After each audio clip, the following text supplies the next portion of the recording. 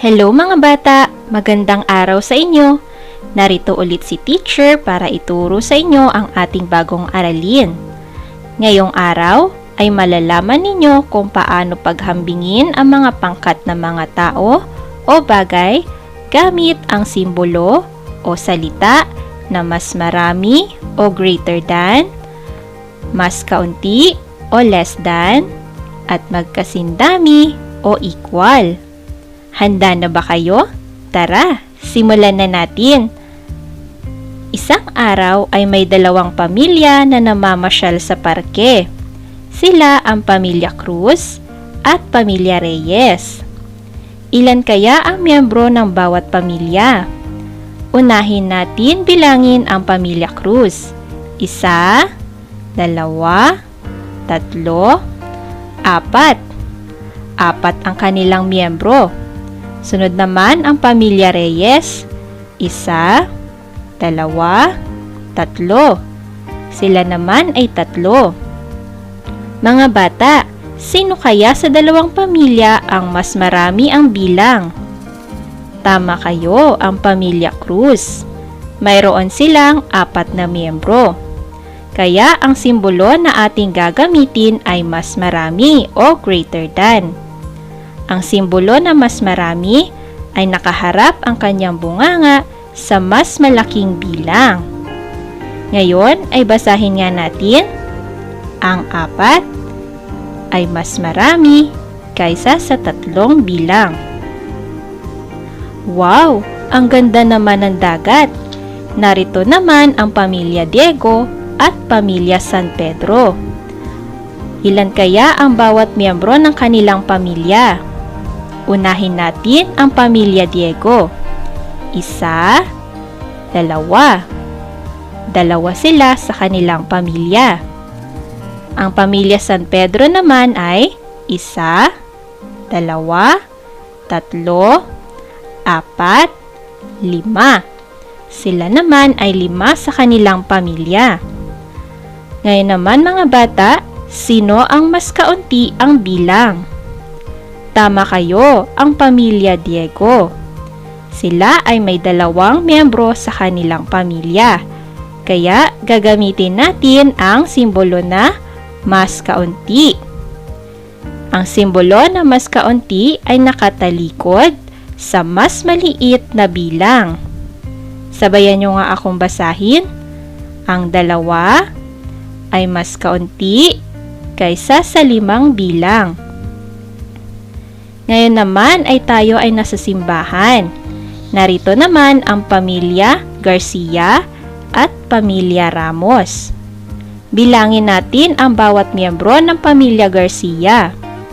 1, 2, 3, 4. Sila ay 4. Sunod naman ang pamilya Ramos. 1, 2, 3, 4. Sila rin ay 4 sa kanilang miyembro. Mga bata, ano ang inyong napapansin? Magkasindami ba sila? Tama! Sila ay parehas ang bilang. Kaya ang gagamitin natin ay magkasindami o equal. Basahin nga natin. Ang 4 ay magkasindami ng 4. Ngayon ay nalaman natin ang paghahambing ng mga bilang ng bawat pamilya gamit ang simbolo na mas marami o greater than, mas kaunti o less than, at magkasindami o equal. Tandaan natin, ang mas marami o greater than ay nakabukha ang bunganga sa kaliwa at nakaharap ito sa malaking bilang. Ang mas kaunti o less than ay nakabukha naman ang bunganga sa kanan at nakatalikod ito sa maliit na bilang. Ang magkasindami o equal ay ginagamit kung pareho ang dami o bilang ng 2 pangkat. Subukin natin mga bata. Narito si nanay at si ate. Si nanay ay may dalang mansanas. At si ate naman ay may dalang orange. Ang dalang mansanas ni nanay ay 6. Ang dalang orange naman ni ate ay 5. Sino kaya ang mas marami na prutas ang nadala? Tama, si nanay. Ano ang ating gagamitin? Mas marami. Magaling mga bata. Sunod naman ay si kuya at si tatay. Dala naman nila ang mga repolyo. Si kuya ay may dalang 4 na repolyo at si tatay ay may dalang 6 na repolyo. Sino kaya ang mas kaunti ang dalang repolyo? Tama, si kuya. Kaya ang gagamitin nating simbolo ay mas kaunti. Magaling mga bata. Sunod naman ay narito si ate at si kuya. Dala naman nila ang mga pechay. Si ate ay may dalang 7 pechay at si kuya rin ay may dalang 7 pechay. Magkasindami ba ang dalang pechay ni na ate at kuya? Tama. Magaling mga bata. Hanggang sa muli, paalam! Hello mga bata! Kunin ang inyong math notebook at subukang sagutan ang gawain na nasa larawan. Paghambingin ang mga larawan ng 2 pangkat at gamitin ang tamang simbolo at isulat ito sa gitna.